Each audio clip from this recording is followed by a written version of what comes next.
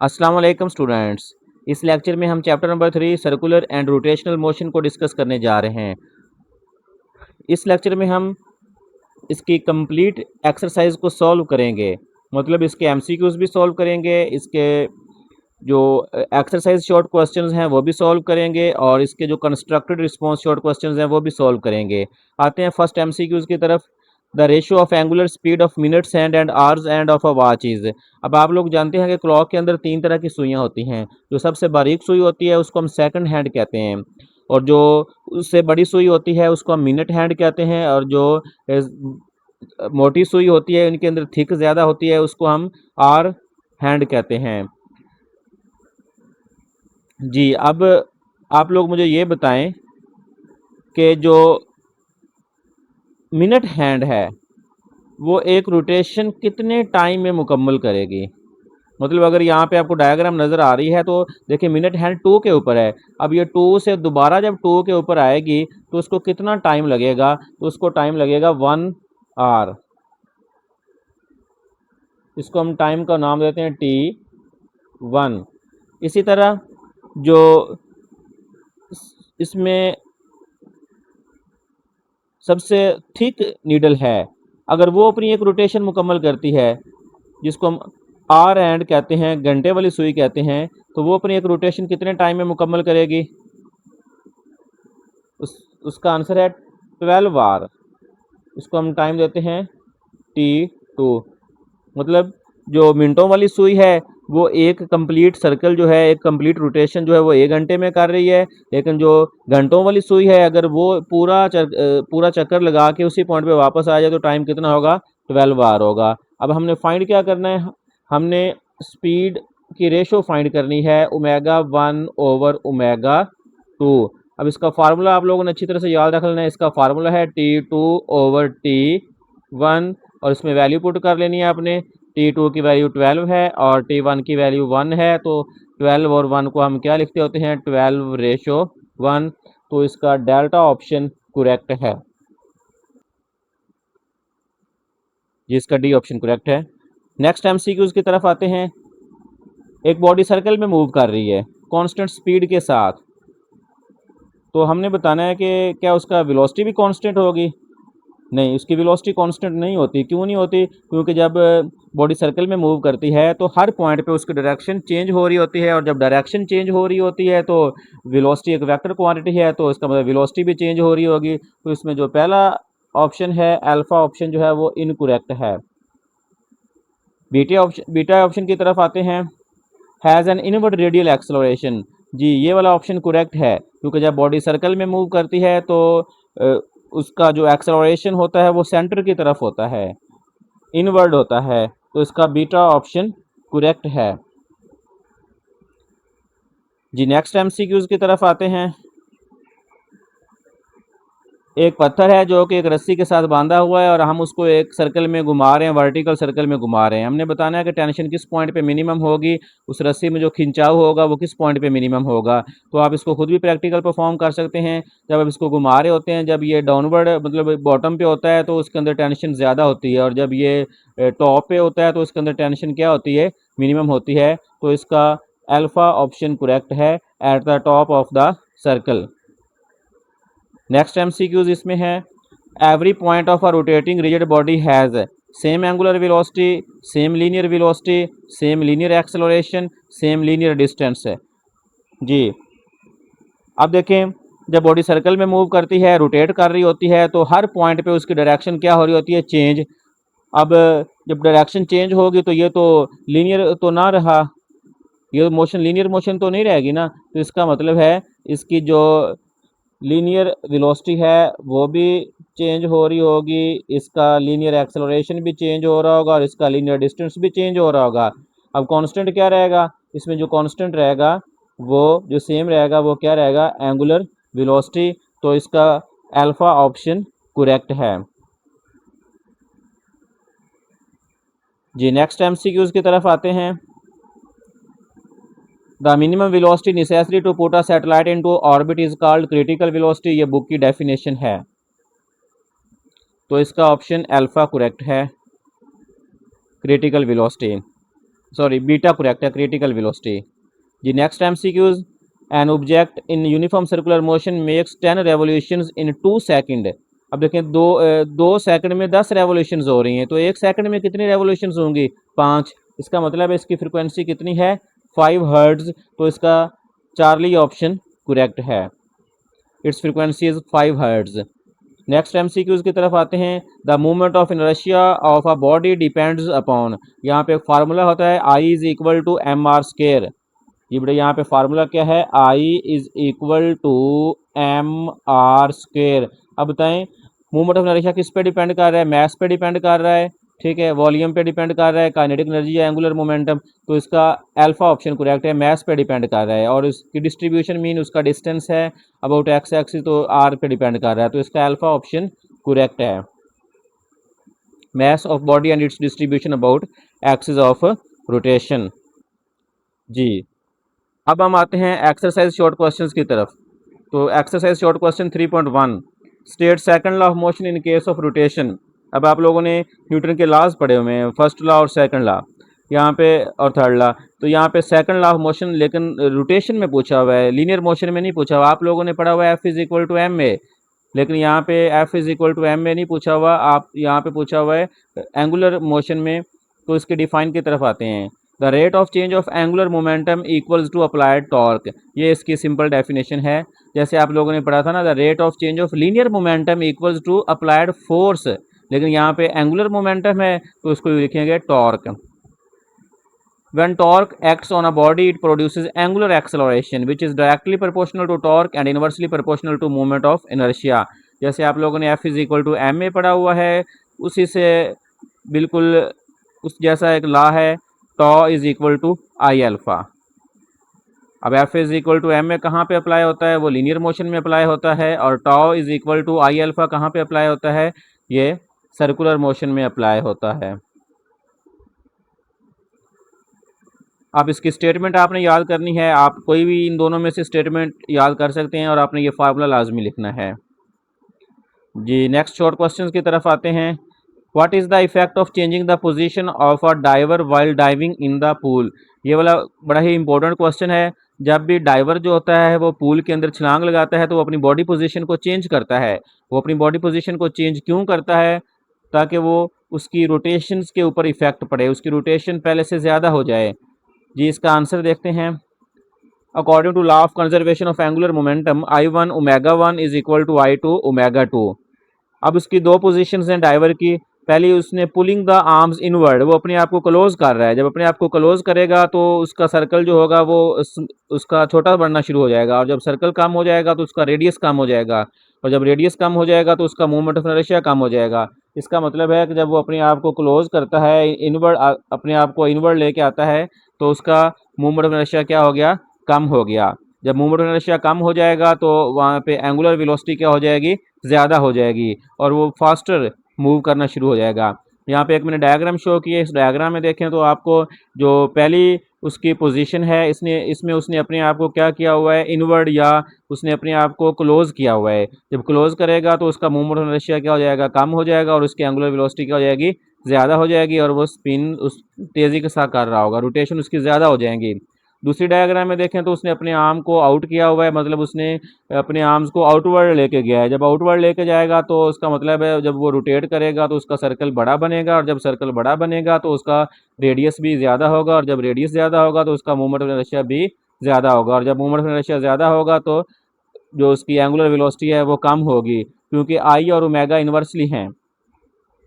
ठीक है, तो इसका जो मेन आइडिया है वो ये है कि जब बॉडी पोजीशन चेंज होती है तो मूवमेंट ऑफ इनर्शिया उसका जो होता है वो चेंज होता है, और जब मूवमेंट ऑफ इनर्शिया चेंज होता है तो उसकी एंगुलर वेलोसिटी क्या होती है? चेंज हो जाती है। क्यों? क्योंकि एंगुलर मोमेंटम को कांस्टेंट रखना होता है। फार्मूला है L is equal to I omega is equal to constant. देखिए जब आई ज़्यादा होगा तो ओमेगा को कम होना चाहिए, और जब आई कम होगा तो ओमेगा को ज़्यादा होना चाहिए, ताकि जब मल्टीप्लाई करें तो वो क्या रहे? कांस्टेंट रहे। जी नेक्स्ट क्वेश्चन की तरफ आते हैं 3.4, mass is a measure of inertia in linear motion, what is its analog in rotational motion? Ji mass और mass जो होता है वो लीनियर मोशन में होता है, हमने बताना है एंगुलर मोशन में क्या होगा। मैस को इनर्शिया कहते हैं, और जब एंगुलर मोशन हो तो उसको मूवमेंट ऑफ इनर्शिया कह देंगे। तो इसका सिंपल आंसर है movement of inertia. The rotational analog of mass is movement of inertia. तो 1 नंबर इस लाइन का मिलेगा। जो मेन आंसर होता है उसका 1 नंबर होता है। उसके बाद उसकी एक्सप्लेनेशन होती है या रीज़न होती है। यहाँ पे इसकी एक्सप्लेनेशन क्या है, न्यूटन का सेकंड लॉ। और न्यूटन का सेकंड लॉ आप बच्चों ने अच्छी तरह से पढ़ा हुआ है, और वो क्या था, F is equal to M A. अब F is equal to M A किस मोशन के लिए होगा, ये लीनियर मोशन के लिए होगा, लेकिन हमने उसको रोटेशनल मोशन के लिए कन्वर्ट करना होगा, तो tau is equal to I alpha. So movement of inertia plays the same role in rotational motion as mass plays in the linear motion। ये लाइन बड़ी इंपॉर्टेंट है जो लास्ट पे लिखी हुई, इसको अच्छी तरह से प्रैक्टिस कर लेनी है कि जो रोल मूवमेंट ऑफ इनर्शिया का रोटेशनल मोशन में होता है वही रोल मैस का लीनियर मोशन में होता है। तो इसका मतलब है मूवमेंट ऑफ इनर्शिया और मैस एक दूसरे के जो हैं एनालॉगस हैं, एनालॉग हैं जी। नेक्स्ट क्वेश्चन की तरफ आते हैं। Why is it harder for a car to take turn at higher speed than at lower speed. तो अगर एक गाड़ी तेज़ी के साथ जा रही हो तो अगर वो टर्न ले तो उसके लिए मुश्किल होता है। क्यों मुश्किल होता है, उसकी रीज़न ये है कि जो सेंट्रीपिटल फोर्स होती है वो फ्रिक्शन से मिल रही होती है। देखिए अगर रोड के ऊपर फ्रिक्शन ना हो, क्या आप टर्न ले सकते हैं? तो नहीं, कभी भी टर्न नहीं ले सकते। फ्रिक्शन होगी तो टर्न लेंगे। अब जब स्पीड ज़्यादा होती है तो इसका मतलब है फ्रिक्शन भी क्या होनी चाहिए, ज़्यादा होनी चाहिए, ठीक है। लेकिन जब स्पीड ज़्यादा होती है तो फ्रिक्शन ज़्यादा नहीं हो सकती। फ्रिक्शन तो को हम चेंज नहीं कर सकते, वो तो बाय नेचर है। इसका मतलब है कि इतनी ज़्यादा फ्रिक्शन अवेलेबल नहीं होती जिसकी वजह से हम जो है टर्न नहीं ले सकते जी। नेक्स्ट क्वेश्चन की तरफ आते हैं। When a moving car turns left, in what direction do occupant tend to fall? मतलब अगर एक गाड़ी है और वो लेफ्ट की तरफ टर्न ले रहे तो उसके अंदर जितनी भी चीज़ें पड़ी होंगी या पैसेंजर्स बैठे होंगे वो किधर गिरेंगे? तो जाहिर बात है वो इसके ऑपोजिट गिरेंगे, वो राइट की तरफ गिरेंगे। तो इसका जो मेन आंसर है वो राइट है। Occupants tend to fall towards the right side. अब इसकी रीज़न क्या है? रीज़न इसकी ये है, due to inertia body tends to continue moving in a straight line path and oppose the change in direction of the car, therefore occupant feel pushed towards the right side। जी next question की तरफ आते हैं। How does an astronaut feel weightlessness while orbiting around the earth in a spaceship. Ji spaceship के अंदर जितने भी astronauts होते हैं वो वेटलेसनेस की कंडीशन में होते हैं। तो उसकी रीज़न बतानी है। तो उसकी रीज़न क्या है? उसकी रीज़न ये है कि both astronaut and the spaceship are in free fall around the earth. अब दोनों जो है वो फ्री फॉल हैं। जब वो दोनों फ्री फॉल हैं तो दोनों मतलब ज़मीन की तरफ गिर रहे हैं, और जब ज़मीन की तरफ गिर रहे होंगे तो दोनों का एक्सेलरेशन क्या होगा? एक्सेलरेशन ड्यू टू ग्रेविटी, और वो सेम होगा।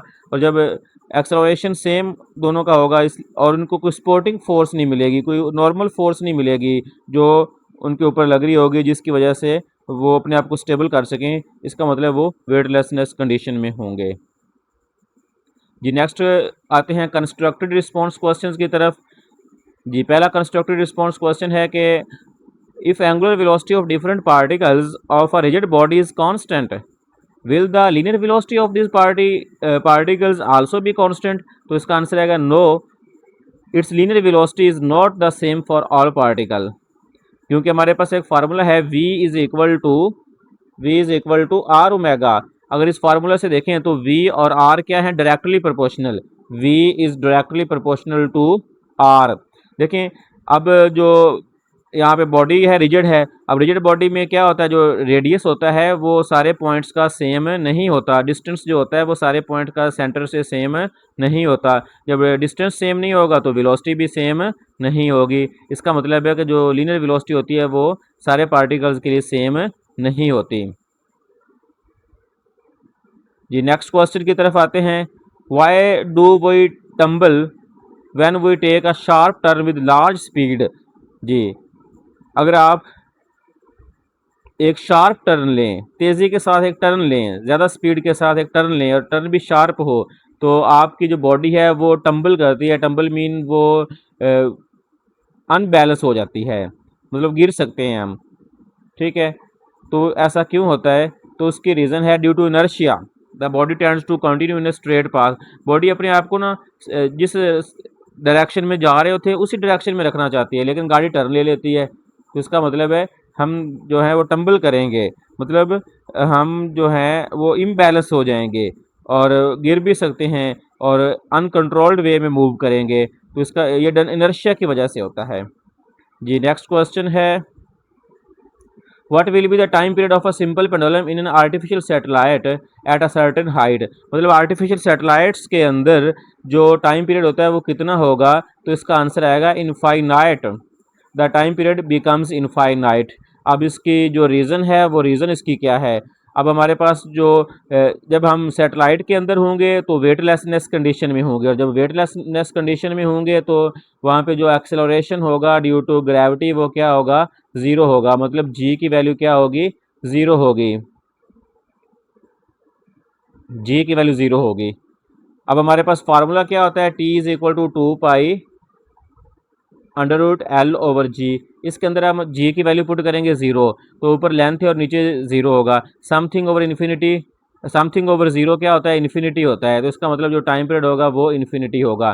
देखिए बड़ा ही टेक्निकल क्वेश्चन है, इसको आपने प्रॉपर इस प्रेजेंटेशन के सॉल्व करना है जो यहाँ पे आपको शो हो रही है। जी नेक्स्ट क्वेश्चन की तरफ आते हैं। In uniform circular motion what are the average velocity and average acceleration for one revolution, explain. जी अब रेवोल्यूशन का क्या मतलब होता है कि जिस पॉइंट से स्टार्ट किया उसी पॉइंट पे एंड किया। जी रेवोल्यूशन का मतलब है कि जिस पॉइंट से स्टार्ट किया उसी पॉइंट पे एंड किया। देखें जब हम जिस पॉइंट से स्टार्ट करते हैं उसी पॉइंट पे एंड हो तो डिस्प्लेसमेंट कितना होगा, डिस्प्लेसमेंट ज़ीरो होगा। अब इसका मेन आंसर है डिस्प्लेसमेंट ज़ीरो, और जब डिस्प्लेसमेंट ज़ीरो होगा तो हम उसकी वेलोसिटी सॉल्व करते हैं। जी यहाँ पे लिखा हुआ है both average velocity and average acceleration are zero after one complete revolution, displacement is zero. अब एवरेज वेलोसिटी की डेफिनेशन होती है डिस्प्लेसमेंट ओवर टाइम, जब डिस्प्लेसमेंट ज़ीरो है तो ज़ीरो ओवर टाइम, तो आंसर क्या आएगा, ज़ीरो। इसी तरह जब डिस्प्लेसमेंट ज़ीरो है तो चेंज इन वेलोसिटी भी क्या होगा, ज़ीरो। अब क्योंकि आपने डेफिनेशन पढ़ी हुई है कि rate of change of displacement is called velocity, जब डिस्प्लेसमेंट ही चेंज नहीं हो रहा, ठीक है, तो वेलोसिटी भी चेंज नहीं हो रही होगी। और एवरेज एक्सेलरेशन की डेफिनेशन क्या होती है, change in velocity over time, और अब यहाँ पे चेंज इन वेलोसिटी की जगह पे ज़ीरो पुट करेंगे तो फिर इसका भी आंसर क्या आएगा, ज़ीरो। तो इसका जो मेन कॉन्सेप्ट है वो ये है कि जब बॉडी एक कंप्लीट रेवोल्यूशन करती है तो डिस्प्लेसमेंट ज़ीरो होता है, और जब डिस्प्लेसमेंट ज़ीरो होगा तो एवरेज वेलोसिटी ज़ीरो होगी, और जब एवरेज वेलोसिटी मतलब उसके अंदर जो चेंज होगा वो क्या होगा, कंप्लीट साइकिल में वो ज़ीरो होगा। जब चेंज इन वेलोसिटी ज़ीरो होगा तो एवरेज एक्सेलरेशन ज़ीरो होगा। बड़ा ही इंपॉर्टेंट शॉर्ट क्वेश्चन है, इसको अच्छी तरह से आपने तैयार कर लेना है।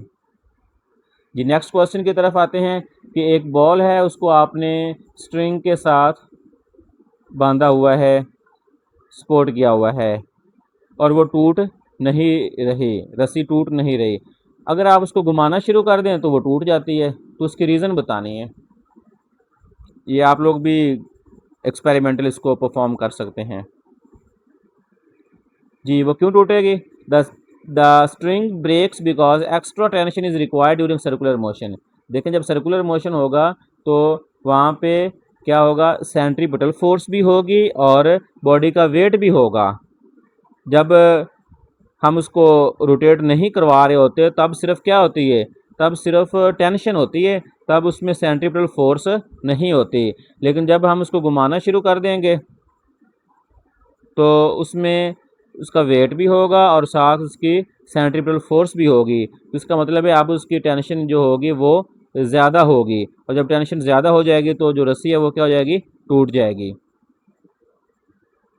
जी नेक्स्ट क्वेश्चन है, how is the centripetal force supplied in the following cases. A satellite orbiting around the simple, इसका आंसर है कि जब सैटेलाइट रिवॉल्व कर रहे होते हैं तो वो किस वजह से रिवॉल्व कर रहे होते हैं, वो एक्सेलरेशन ड्यू टू ग्रेविटी की वजह से रिवॉल्व कर रहे होते हैं।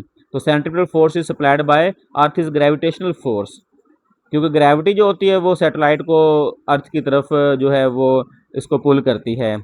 दूसरा इसमें पार्ट है कि कार जो है वो टर्न ले रही है, पहले भी डिस्कस हो चुका है, कार टर्न क्यों कैसे लेती है, उसको कौन सी फोर्सेस वहाँ पे होती हैं। जब टर्न लेती है तो वहाँ पे सर्कुलर फोर्स मतलब सेंट्रीपिटल फोर्स होती है, और साथ ही रोड और टायर्स के दरमियान क्या होती है, फ्रिक्शन।